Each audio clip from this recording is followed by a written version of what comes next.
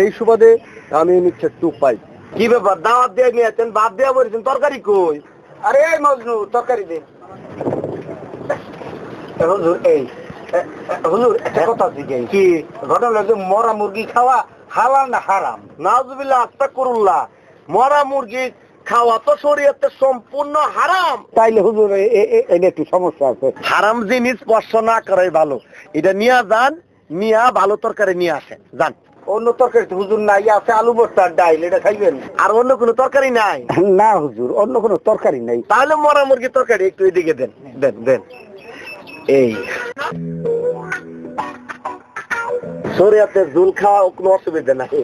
মুরগি হারাম, জুল তো আর হারাম না। এই যে মরা মুরগি জোল খাইতেছেন, এটা কি ঠিক হইতেছে? জুল খাইলে কিছু হয় না। আরে আপনি না কইলেন মরা মুরগ খাওয়া হারাম? ভাইজান, অল্প খাইলে হারামের কিছু হয় নাই, কোনো অসুবিধা নাই। অল্প একটু যখন খাইছি, পুরাটা খাওয়া শরীয়তে একদম হালাল।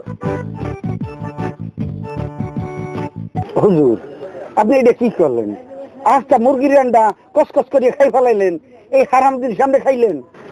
তোবা তোবা তোবা, কেমনে যে বুঝাই শুনেন, শরীয়তে জুল খাওয়া হালাল। হ্যাঁ, জুল খাইতে যাইয়া ভাবলাম মাংস ভাগটা কেমন হয়েছে, একটু টেস্ট করে দেখি।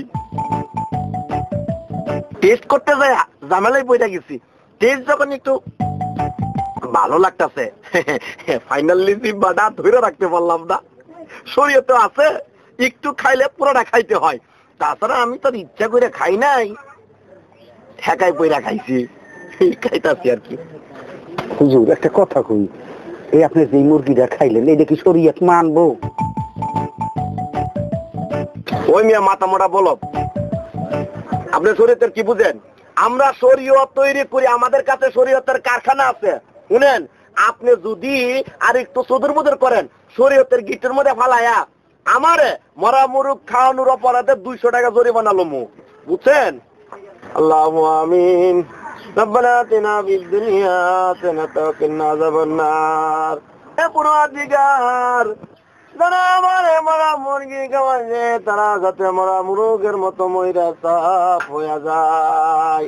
হুজুর বরদোয়া দিয়েন না, আপনি যাওয়ার সময় দিকে কবুতরের বাচ্চা দিয়ে দেবো না। কবুতর কি জেতা না মরা? না যেটাই দিব। হে আল্লাহ, এই পরওয়ারদিগার, আমি যাইবার সময় আমার 2টা জেতা কবুতর দিব, তুমি তাদের জীবিত রাখো। তারা যদি জীবিত না থাকে তাহলে আমার ঘরে কেডা কবুতর দিব? আল্লাহ, এই পরওয়ারদিগার, এই মাহফিলে যারা হাত তুলছে তাদের অনেকের অসুখ বিসুখ আছে। হুজুর হ্যাঁ, ওই আমার ওই ছোট পোলাটার একটু আমাশা, ওর জন্য একটু আলাদা দোয়া করে দিয়েন। আমার সব দোয়ার কিন্তু টাকা আলাদা লাগবে 100। আল্লাহুম্মা আমিন। রব্বানা, চিন্তা করে দেন, হইলে তাড়াতাড়ি করুন, দোয়া করে লামু। আল্লাহুম্মা আমিন। আমানা আতিনা ফিদ দুনিয়া হাসানাতা, তাড়াতাড়ি করুন, শেষ হয়ে যেতে দোয়া। আল্লাহুম্মা আমিন। হে আল্লাহ, আমি 100 টাকা নগদ বুঝা পাইছি, তুমি দয়া কইরা পোলার আমার সাবালা কইরা দিও। এ পোলা জোরে কুতাম দে, কুতাম দে। আমার সাথে তামাশা না। হে মামুদ,